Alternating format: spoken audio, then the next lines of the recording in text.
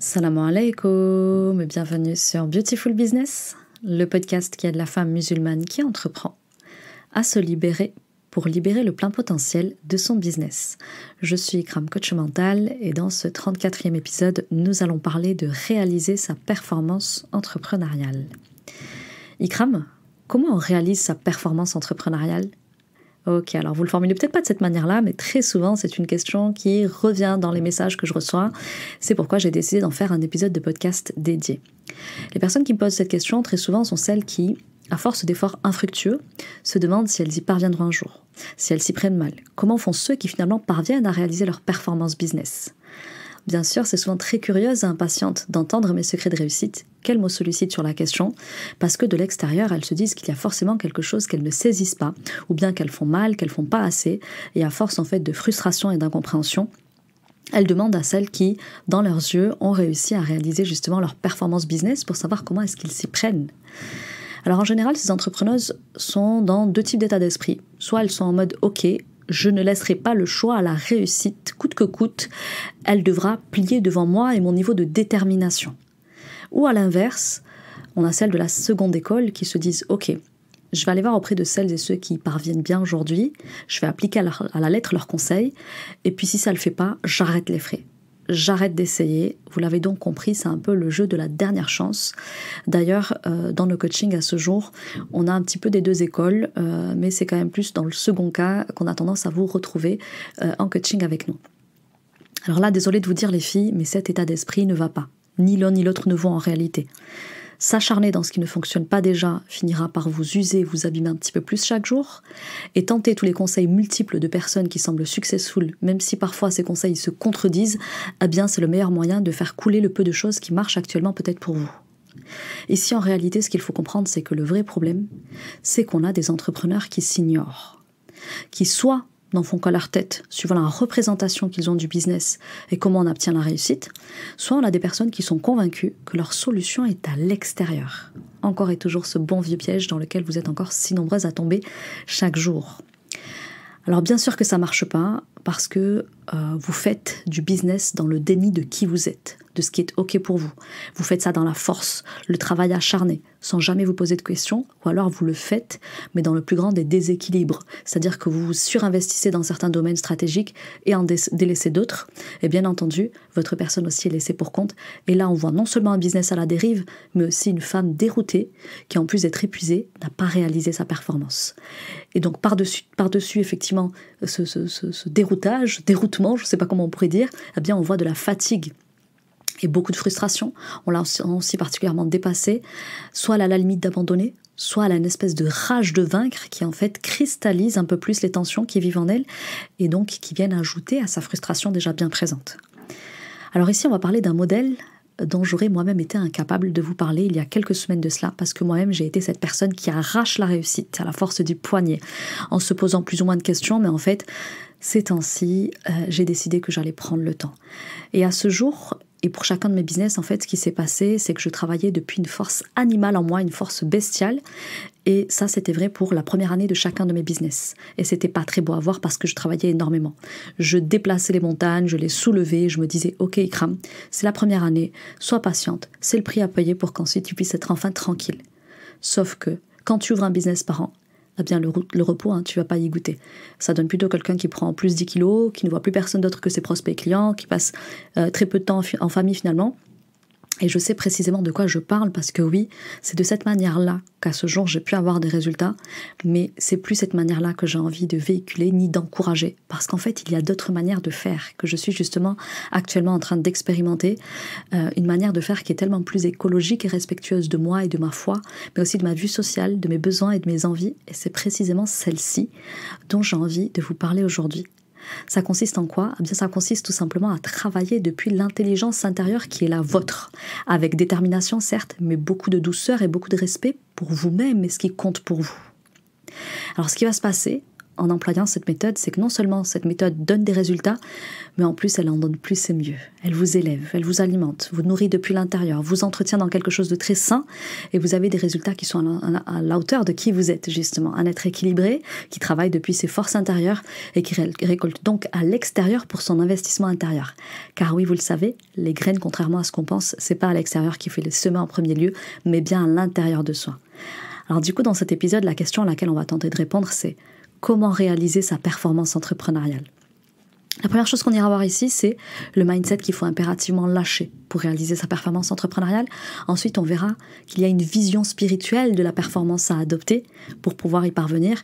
Et puis pour finir, on parlera de la clé qui permet effectivement de réaliser sa performance entrepreneuriale et on verra que finalement ça ne tient pas à grand chose et pourtant beaucoup l'ignorent. Je vous invite donc à rester jusqu'à l'issue de l'épisode, surtout qu'à la fin je vais vous faire une annonce qui risque d'en intéresser plus d'une. Restez bien avec moi jusqu'au bout, Inch'Allah. Ok, alors du coup on a dit que si on veut réaliser sa performance entrepreneuriale, il y a un premier travail à faire et c'est un travail de nettoyage de votre mindset. Il y a ici un mindset à lâcher qui va conduire à la libération de votre potentiel, la libération de votre intériorité. Alors, ce qui vous empêche actuellement de réussir les filles, c'est pas un manque de stratégie, mais c'est une mauvaise lecture de ce qui permet d'accéder à la performance entrepreneuriale. On va donc ici parler de perception et de conditionnement à lâcher urgemment. Alors il y a plein de choses qui pourraient être lâchées, néanmoins j'ai décidé de traiter le sujet du jour sous deux axes, une perception à lâcher, un conditionnement à les lâcher pour justement produire plus et mieux. La première chose, effectivement, c'est de lâcher l'idée que l'entrepreneuriat est une lutte. Oui, dans nos esprits d'entrepreneurs musulmans notamment, il y a une idée qui véhicule cette pensée-là, qu'il faut à tout prix lutter dans le business pour réussir, il faut arracher la réussite, il faut soulever des montagnes, il faut tordre son entreprise pour en sortir ce qu'il y a de meilleur, en presser le jus. Absolument pas, vous êtes à côté de la plaque et je l'ai longtemps été et c'est tout un travail de se laver de ça, de cette perception-là parce qu'elle est fausse, c'est archi-fausse. Et je crois que cette perception-là des choses, elle vient d'un verset du Coran dont on a une très mauvaise lecture malheureusement. Et ici, justement, je vous en propose d'en faire une autre lecture. Donc ici, on est sur la sourate 90, le verset 4. « Nous avons certes créé l'homme pour une vie de lutte. » Je pense que c'est de là que vient la confusion. Parce qu'en fait, ici, vous comprenez mal. Si vous me permettez, on a le verset 185 de la sourate Al-Baqarah, dans lequel Allah nous dit « Ces jours sont le mois de Ramadan au cours duquel le Coran a été descendu comme guide pour les gens et preuve claire de la bonne direction et du discernement. Donc, quiconque d'entre vous est présent ce mois, qu'il jeûne, et quiconque est malade ou en voyage alors qu'il jeûne un nombre égal d'autres jours. Dieu veut pour vous la facilité, il ne veut pas la difficulté pour vous, afin que vous complétiez le nombre et que vous proclamiez la grandeur d'Allah pour vous avoir guidé et afin que vous soyez reconnaissants. » Là, ici, ce que vous devez retenir, c'est qu'Allah, il veut pour vous la facilité et non la difficulté. Sourate numéro 2, verset 185. Allah, ici, il nous dit qu'il veut la facilité pour nous, pas la difficulté. Et s'il veut ça, dans le cas précis, dans cette occurrence-là, il nous explique qu'il veut la facilité pour faciliter, notamment ici, là, aux malades et aux voyageurs de ne pas jeûner. Effectivement, quand vous êtes en voyage ou quand vous êtes malade, vous allez avoir la possibilité de ne pas jeûner parce qu'Allah ne veut pas pour vous la difficulté. Il ne veut pas vous mettre dans la difficulté. Donc, cette raison, en fait, elle est tout simplement qu'Allah, il sait que le jeûne, dans ces deux situations, comporte une difficulté. Et ce qu'il aime pour ses serviteurs, c'est la facilité. Il n'aime pas les mettre dans la difficulté. Donc ça, c'est effectivement une explication qu'on retrouve quand on lit les tafsirs. Et puis, ici aussi, ce qu'il faut comprendre, c'est que ça, c'est un principe de base de la législation islamique. Et ce principe de base, il est renouvelé dans une grande sourate aussi du Coran, qui est sourate An-Nisa, donc sourate les femmes, et c'est le verset 28, donc la sourate numéro 4. Allah veut vous alléger les choses, et l'homme a été créé faible. Pareil, Allah il veut tout le temps vous alléger. C'est vous qui vous en mettez plein le dos, c'est vous qui vous chargez de responsabilités, qui vous en rajoutez, qui tirez, qui poussez, qui vous mettez dans de sales postures, qui ne vous respectent pas, ne vous honorent pas, ne vous élèvent pas et vous abîment et vous usent. En fait, quand je vous parle ici du premier verset, le verset 4 de la sourate 90, nous avons certes créé l'homme pour une vie de lutte. Ici, ce qu'il faut comprendre, c'est qu'effectivement, il y a une lutte à mener. Mais les savants, ils se tuent à nous expliquer que cette lutte à mener, c'est la lutte contre soi-même. C'est la lutte contre sa nefs. C'est la lutte contre les élans de Shaitan qui va souffler sur les brèches qu'il y a dans la nefs. c'est lutter contre l'injustice, etc., etc. Il n'a jamais été question de se tuer à la tâche en y laissant sa santé pour récupérer sa subsistance. Ça n'a pas de sens en fait quand on y pense. Comment ça, Allah, il va vouloir pour vous la difficulté et cette idée de gagner plus pour gagner plus, travailler plus pardon pour gagner plus, elle n'existe pas dans notre dîn. Dans notre dîn, ce à quoi on est invité, c'est œuvrer plus pour l'akhira, pour obtenir notre akhira, mais certainement pas œuvrer plus pour la dunya. Effectivement, pour l'akhira, plus vous faites de bonnes œuvres, plus vous aurez de facilité à atteindre la vie future. Et d'ailleurs, c'est même pas par vos œuvres que vous allez atteindre le paradis, si Allah l'agrée pour vous, mais c'est par sa miséricorde uniquement. Le prophète est venu nous le rappeler, alayhi salatu wassalam, et ça le concerne aussi lui. C'est-à-dire que c'est par la rahma d'Allah qu'on va accéder au paradis. Donc, Allah ne veut pas pour vous que vous tuiez à la tâche au quotidien dans votre business pour vous donner à vivre la performance et la réussite professionnelle. C'est pas du tout ça. Là, ce à quoi je vous invite, c'est sortir de cette idée que pour réaliser votre performance entrepreneuriale, il faut vous arracher et il faut lutter. C'est faux et archi faux et c'est une mauvaise compréhension de notre dîn. C'est pas forcément le bon soupçon aussi à l'égard d'Allah subhanahu wa ta'ala. Ce qu'il veut pour vous, c'est la facilité et croyez-le ou non, mais votre rizq, il veut vous le donner dans la facilité. Donc si vous avez besoin de vous plier en 4, vous plier en 10 pour y parvenir, c'est qu'il y a quelque chose que vous comprenez mal et surtout que vous faites mal. Et puis il y a une chose aussi que vous allez devoir abandonner, c'est cette deuxième notion que je voulais aborder avec vous, c'est justement cet état d'esprit que dans le business, il faut travailler dur et il faut travailler beaucoup et en quantité pour y parvenir. Ça, c'est le deuxième volet, effectivement, que je voulais aborder dans cette première partie. Effectivement, quand on est entrepreneur, et j'ai eu ce tort-là aussi, ça a été de penser qu'il faut multiplier les efforts pour maximiser les résultats. Ça aussi, c'est faux et archi faux. On en veut pour preuve ici la loi de Pareto. J'en reparlerai, je pense, dans un avenir très proche sur un épisode de podcast dédié, mais cette loi, qu'est-ce qu'elle prétend ? Elle prétend que c'est le moins d'efforts qui génère le plus de résultats. Et là, ça va dans le sens d'Allah veut pour vous la facilité et pas la difficulté. Donc en fait, ici, ce qu'il faut comprendre, c'est qu'il y a des études qui ont été menées qui témoignent que 80% des résultats que nous produisons dans la vie sont en fait générés par 20% seulement de nos actions, de nos efforts. Le reste n'est que de l'épuisement, n'est que pour vous donner bonne conscience. Et ça, j'en ai plein des entrepreneurs au quotidien qui me disent « Pourtant, je me mets sur mon ordinateur, j'y suis toute la journée, j'y suis du lundi au dimanche sans arrêt. » Mais elle ne produit rien. Pourquoi ?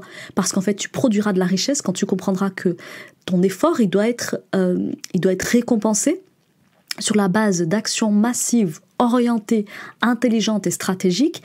Et c'est seulement 20% de tes actions qui vont te donner 80% de résultats. Donc tout le temps que tu passes derrière ton ordinateur, tu es à côté de la plaque en réalité. Sortez de cette idée que les résultats que vous obtenez sont proportionnels à l'effort que vous fournissez. C'est faux et archi faux. Il y a plein de gens qui travaillent pas autant que vous et qui pourtant ont plus de résultats que vous. Vérifiez-le, c'est très facile à vérifier. Donc, 80% de ce que vous produisez provient simplement de 20% de vos efforts. Les 80% restants, c'est du gaspillage de votre énergie, une énergie qui est limitée. Rendez-vous compte, l'être humain, comment il est illogique. C'est pour ça que je vous dis, la première chose à faire, c'est nettoyer son esprit. Nettoyer son esprit de cette idée que c'est une lutte, l'entrepreneuriat, que c'est une bataille, il y a quelque chose à vaincre, à arracher. Vous vous trompez. Cet état d'esprit peut donner des résultats, mais vous faites du mal qu'à vous-même parce qu'Allah n'a pas voulu ça pour vous. Deuxièmement, aujourd'hui, il va falloir apprendre à travailler efficacement parce qu'en réalité, ce n'est pas une question de quantité d'efforts déployés, mais c'est une question de qualité d'efforts déployés. Travaillez moins pour accomplir plus, c'est ce que je vous propose à travers l'épisode de podcast d'aujourd'hui. Et justement, c'est ce qui va vous permettre d'adopter un rythme de vie beaucoup plus sain. Et ça rejoint l'idée aussi qu'on retrouve dans Surat Al-Asr. Allah jure par le temps. Nous sommes à côté de la plaque, nous sommes à côté du temps. Nous gaspillons notre temps et notre énergie parce qu'on ne travaille pas intelligemment. Donc concentrez-vous sur les 20% qui vous ramènent 80% de résultats. C'est ce qu'on essaye de faire en coaching avec nos élèves. Essayez de leur faire mettre l'emphase sur les 20% d'actions qui vont générer 80% de leurs résultats. Et il y aura justement un épisode de podcast qui viendra décortiquer cette loi, comme je vous le disais. Mais ici, j'ai pas envie de m'y attarder davantage parce qu'il y a d'autres sujets à aborder, notamment effectivement la question de déployer un effort qualitatif, un effort intelligent au service notamment d'une grande vision. Et là, on arrive à mon point numéro 2. En tant qu'entrepreneur musulman, il faut qu'on adopte une vision spirituelle de la performance. Vous n'avez pas le droit d'idéaliser la performance d'une personne qui n'inscrit pas cette performance dans un projet pour l'au-delà avant tout. C'est un tort que vous faites à vous-même en réalité et vous sabotez votre réussite par là même.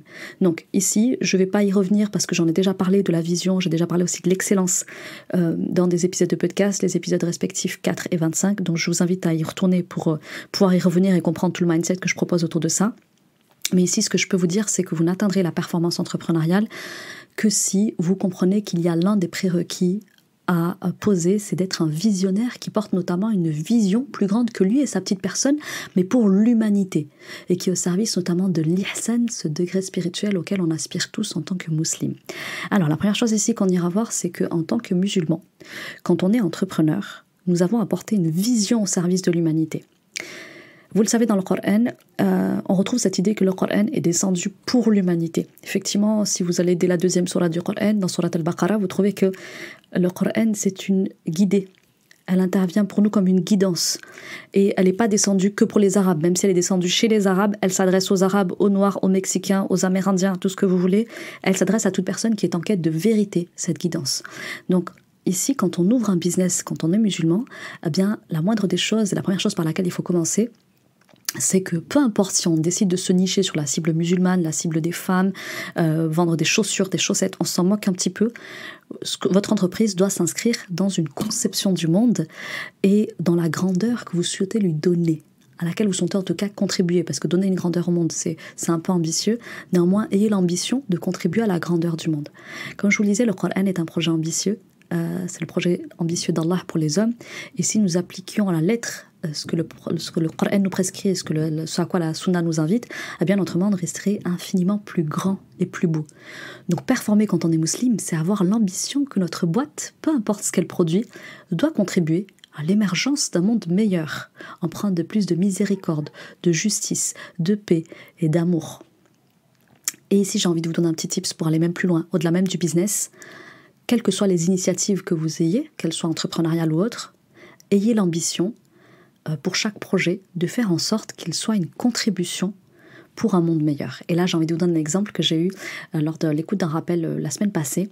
Il m'a touché, il m'a transporté. C'était l'histoire d'Ibrahim alayhi salam. Vous savez, Ibrahim alayhi salam, c'est ce prophète qui était l'ami intime d'Allah, qui a eu beaucoup de difficultés à avoir un enfant. C'est pour ça que sa femme Sarah, à un moment donné, elle a accepté qu'il ait un enfant avec leur servante Hajar. Et donc il a renouvelé ses efforts, il a supplié Allah, il a invoqué pour qu'Allah lui fasse don d'une miséricorde. Et là-dedans, dans ce rappel, l'explication c'était que Ibrahim, quand il multiplie comme ça les invocations, les supplications à Allah pour obtenir un enfant, c'est pas pour son petit ego et pour bâtir dans dunya, non, c'est pour servir la cause d'Allah après sa mort. Et qu'est-ce qu'on voit ? On voit qu'Allah lui a donné une lignée extraordinaire, parmi lesquels on retrouve notamment Yaqub alayhi salam et également Youssouf alayhi salam, pour ne citer que. Et ça, c'est la preuve que si on pose une belle intention, une vision qui dépasse notre être, mais qui s'inscrit dans le projet d'Allah pour nous, pour les hommes, eh bien Allah, non seulement il donne, mais il donne généreusement et il nous honore de ce qu'il y a de plus noble. D'ailleurs, Allah il dit dans le Coran qu'il y a 2 familles qui ont particulièrement été avantagées par Allah subhanahu wa ta'ala sur toutes les autres, sur toutes celles que l'humanité porte et va porter. Eh bien, c'est celle d'Ibrahim alayhi salam et celle de Imran, la famille de Imran, dont notamment est issue Maryam, seule femme à avoir une sourate dédiée. Et d'ailleurs, Youssouf aussi, il a sa propre sourate dans laquelle il est le seul qui est évoqué. Allahu Akbar. Et là, je vais vous citer justement le verset dont je vous parle, c'est la sourate numéro 3, le verset 33.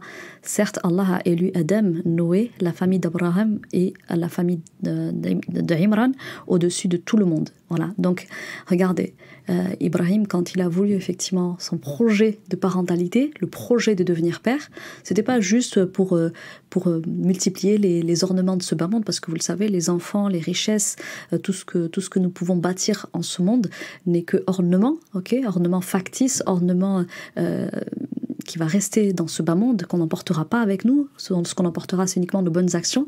Et donc lui, quand il demande un héritier, quand il demande un enfant, Allah, c'est pas pour porter son propre héritage ou pour lui laisser des choses, non, c'est pour lui laisser le message d'Allah, la parole d'Allah à transmettre après sa mort. Il se souciait de qui est-ce qui va transmettre le message après ma mort.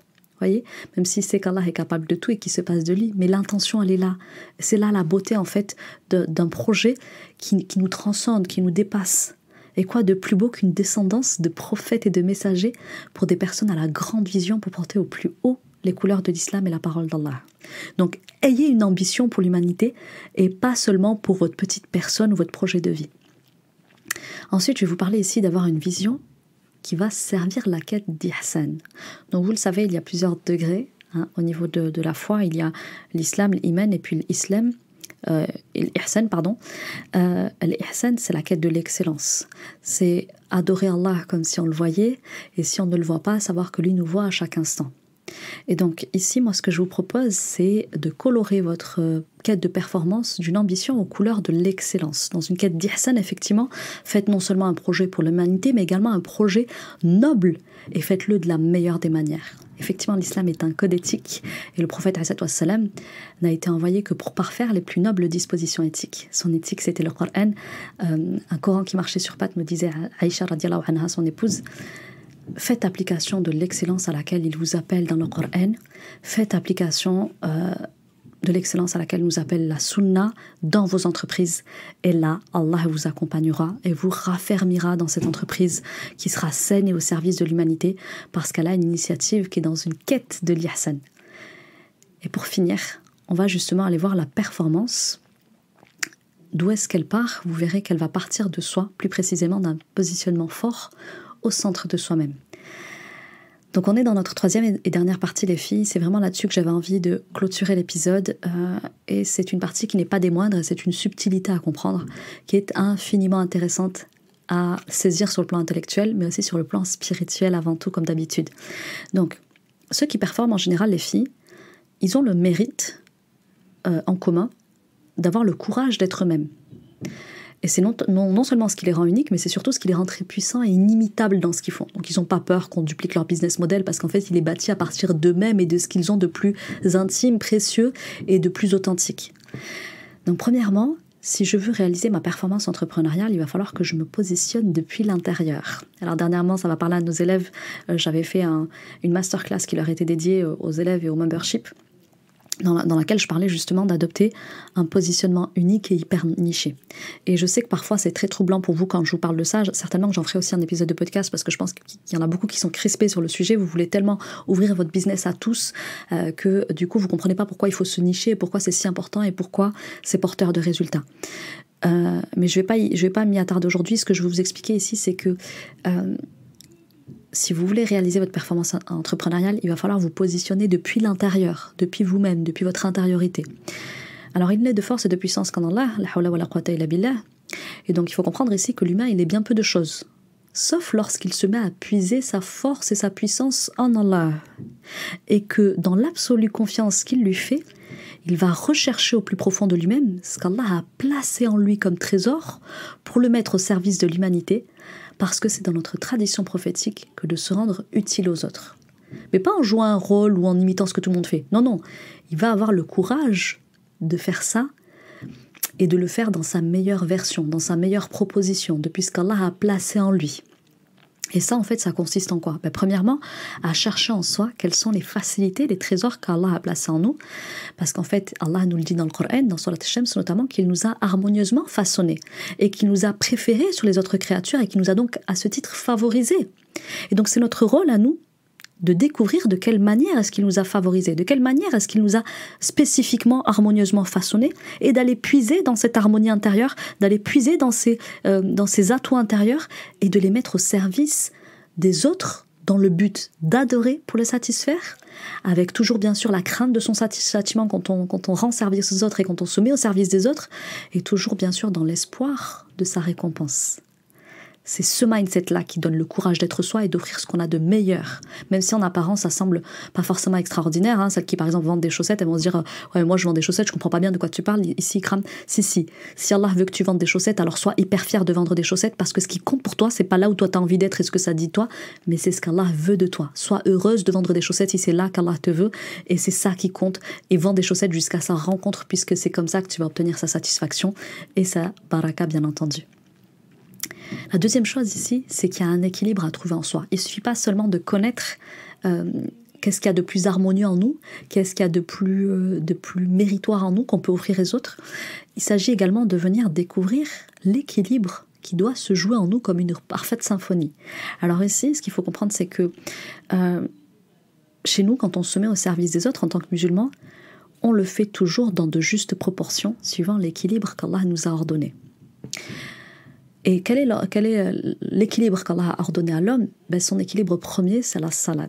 Effectivement, quand on est musulman, ça consiste à shahad, à attester, à être témoin d'Allah sur terre qu'il n'est de Dieu qu'Allah et qu'il est le seul à mériter d'être adoré, qu'il est seul le digne de louange. Donc on atteste, on fait l'attestation de foi et ensuite nous sommes astreints à la salat. On doit prier. Donc ça veut dire que même si effectivement il est dans notre tradition de servir les autres, la meilleure manière dont on sert les autres, c'est d'abord d'être le serviteur d'Allah. Et c'est quoi le droit d'Allah sur nous? C'est la salat. Donc, quand la salat retentit, on cesse toute activité et on accourt à la salat. Une fois que la salat est accomplie, là on peut se disperser. Allah nous dit dispersez-vous une fois que vous avez prié. C'est ça le juste équilibre. C'est déjà se réharmoniser à la salat. Parce qu'à chaque fois que vous allez vous réharmoniser à la salat, vous allez réharmoniser aussi ce qui est en vous et vous allez vous replacer au centre de votre être, au centre de votre harmonie intérieure. Parce que vous le sachiez ou non, mais il faut le comprendre, c'est qu'au fur et à mesure de la journée, nous avons des pics de cortisol, c'est-à-dire des pics de stress, des pics de tension qui nous éloignent un petit peu de nous, de notre authenticité, de notre vérité, de ce que nous avons de meilleur. Notre partie animale, parfois, elle prend le dessus, on devient très bestial au cours de la journée. Mais 5 fois par jour, de façon stratégique, pile à ce moment de pic, Allah nous appelle à la salat et nous dit venez vous détendre, revenez à vous-même, rappelez-vous qui vous êtes, rappelez-vous pourquoi vous êtes là et tu reviens au centre de toi-même et tu arrives de nouveau à produire selon un équilibre intérieur. Et là, j'ai envie de vous citer pour preuve la sourate 60, sourate al-Jumu'ah, où Allah nous dit dans le verset numéro 9 « Ô vous qui avez cru, quand on appelle à la salat le jour du vendredi, accourez à l'invocation d'Allah et laissez tout négoce. Cela est bien meilleur pour vous si vous saviez. » Dans le verset numéro 10, il nous dit « Puis quand la salat est achevée, dispersez-vous sur la terre et cherchez quelques effets de la grâce d'Allah et invoquez beaucoup Allah afin que vous réussissiez. » Voilà ce qu'il nous dit. Et puis pour terminer, il nous dit, dans le verset numéro 11, quand ils entrevoient quelques commerces ou quelques divertissements, ils se dispersent et te laissent debout. Dis, ce qui est auprès d'Allah est bien meilleur que le divertissement et le commerce, et Allah est le meilleur des pourvoyeurs. Et ouais, parce que vous avez tort si vous faites commerce avec autre qu'Allah. Vous êtes dans le faux et l'archi-faux, et vous êtes dans l'illusion la plus totale et la plus complète de ce bas monde. Elle vous en a parlé, Nissa Boss, dans l'épisode que j'ai fait avec elle, devenir une Nissa Boss. Elle vous disait, mais votre meilleur partenaire, c'est Allah. Faites un partenariat avec Allah, travaillez avec Allah. Quand Allah vous appelle à la salat, lâchez tout négoce, allez prier. Une fois que la prière est finie, dispersez-vous. Allah vous dit dispersez-vous et allez à la recherche des bienfaits que j'ai parsemés sur cette terre. Allez chercher les trésors que j'ai mis pour vous ici parce que je suis le pourvoyeur. Donc si quand je vous appelle, vous êtes en train de faire du divertissement et du commerce, vous êtes à côté de la plaque et vous mettez en colère celui qui est le plus grand des pourvoyeurs, le seul pourvoyeur, l'unique et le plus riche. Donc stop de pousser, de tirer, de mettre la pression, de se mettre la pression. On est avant tout musulman avant même d'être entrepreneur. Et donc, quand on cherche à réaliser sa performance entrepreneuriale, ce qu'on doit rechercher avant tout, c'est performer pour la vie future avant même cette vie. Donc, on travaille intelligemment et la plus grande intelligence pour performer, c'est déjà d'accourir à la salat quand on est convoqué à l'heure de la salat, en lâchant tout négoce et tout divertissement. Puis quand la salat est finie, on retourne travailler en n'oubliant pas d'invoquer et d'évoquer Allah pour qu'il nous fasse réussir. Car il n'est de réussite que par lui, que par sa volonté. Et on en a fini pour l'épisode du jour et je vais clôturer par cette conclusion. La qualité ne vaut pas la quantité. C'est-à-dire que la quantité ne fait pas la qualité. Et la véritable performance au sens spirituel du terme, c'est l'excellence, c'est l'ihsan dans le juste milieu, le juste équilibre. Et vous l'avez compris, il est lié au temps, il est lié au fait aussi de savoir avoir un positionnement intérieur juste et fort et de mobiliser des ressources internes depuis notre intelligence intérieure, depuis nos capacités et ressources intérieures. L'intention de celui qui réalise sa performance entrepreneuriale, c'est toujours d'être au service de l'humanité. Pour plaire à Allah, dans la crainte d'Allah et toujours dans l'espoir de la récompense d'Allah. Donc si tu veux justement arrêter de courir dans tous les sens en t'éparpillant et en diluant ton énergie, tu peux effectivement apprendre à travailler depuis une grande intelligence intérieure, depuis tes forces intérieures, et soit tu arrives à le faire toute seule et c'est génial, soit tu penses que malgré tout tu as peut-être besoin d'être aidé pour ça et là tu peux venir profiter notamment du Beautiful Business Effect, soit en prenant un coaching chez nous, soit en commençant peut-être avec l'aventure Membership. Effectivement, c'est la petite surprise que je vous réservais en fin d'épisode, c'est que actuellement je fais une promotion pour vous aider à toutes goûter au service de mon équipe et de mes expertes notamment. Effectivement, j'ai mis en place un membership depuis, je crois, le 1er octobre 2022, dans lequel je proposais à des externes, c'est-à-dire des personnes qui m'écoutent ici sur le podcast ou qui me suivent sur les réseaux et qui peut-être aujourd'hui n'ont pas les moyens ou ont encore besoin de temps pour se lancer dans l'aventure coaching avec nous, d'assister à ce que j'appelle nos permanences business. Donc à ce jour, il y a effectivement 4 permanences business qui sont dédiées à nos élèves, mais j'ai décidé d'en ouvrir 2 au public à travers le membership. Donc on vous donne accès notamment à la permanence business stratégie social média avec notre experte de la stratégie de digital Instagram notamment. Donc elle va répondre à toutes vos questions et vous aider à affiner votre stratégie de contenu sur les réseaux sociaux pour vous faire connaître et faire connaître vos services. Et puis vous avez également accès à la permanence closing, donc sur la vente et les techniques justement de vente. Donc là on a une experte qui va répondre à vos questions sur toutes les questions qui touchent à la vente de près ou de loin pour vous aider pareil à convertir encore mieux vos prospects en clients. Ça vous donne également accès à la masterclass du mois. Donc je vous le disais le mois dernier, je parlais de positionnement unique et niché. Voilà, quel est l'intérêt de le faire et pourquoi vous avez tout intérêt à mettre ça en pratique très rapidement dans votre business. Ce mois-ci, sachez que ça va être le 22 février à 20h30 avec moi sur la thématique s'affirmer dans le business. Le tout pour 67 € seulement, sans engagement, au lieu de 97 € par mois. Et ça, ce sera valable que pour les 3 prochains mois de votre souscription. Ensuite, on repassera à 97 € par mois, puisque c'est le prix initial. C'est une promotion que je vais faire sur ces 15 prochains jours. Elle est exceptionnelle et ensuite je refermerai le tarif spécial puisque pour moi le membership vaut bien ces 97 €. Mais voilà, c'est un petit cadeau que j'avais envie de vous faire. Profitez-en bien et faites partager au maximum l'information. Je vous mets la souscription au membership en description de l'épisode du jour et j'espère vous y voir nombreuses, notamment à la masterclass du mois animée par moi-même. On en a fini pour l'épisode du jour. Je vous retrouve la semaine prochaine pour un épisode autour de l'ego dans le business. Parce que je ne sais pas si vous l'avez senti, mais tout ce que je vous ai décrit dans l'épisode du jour était très en lien avec l'ego versus la quête de l'ihsan, l'éducation, qui passe notamment par l'éducation de l'âme. Je vous souhaite donc de passer une très très belle semaine. J'espère que cet épisode vous aura énormément appris. En tout cas, j'ai pris du plaisir à vous partager toutes ces choses que je tente tant bien que mal, moi aussi, de mettre en pratique dans ma vie. Je vous invite à vous abonner en tout cas à ma chaîne de podcast si ce n'est pas déjà fait, à noter l'épisode, à le commenter et surtout dites-moi ce que vous en avez pensé et quels sont les prochains sujets sur lesquels vous aimeriez me retrouver. Passez une très très belle semaine et à très bientôt. Assalamu alaikum.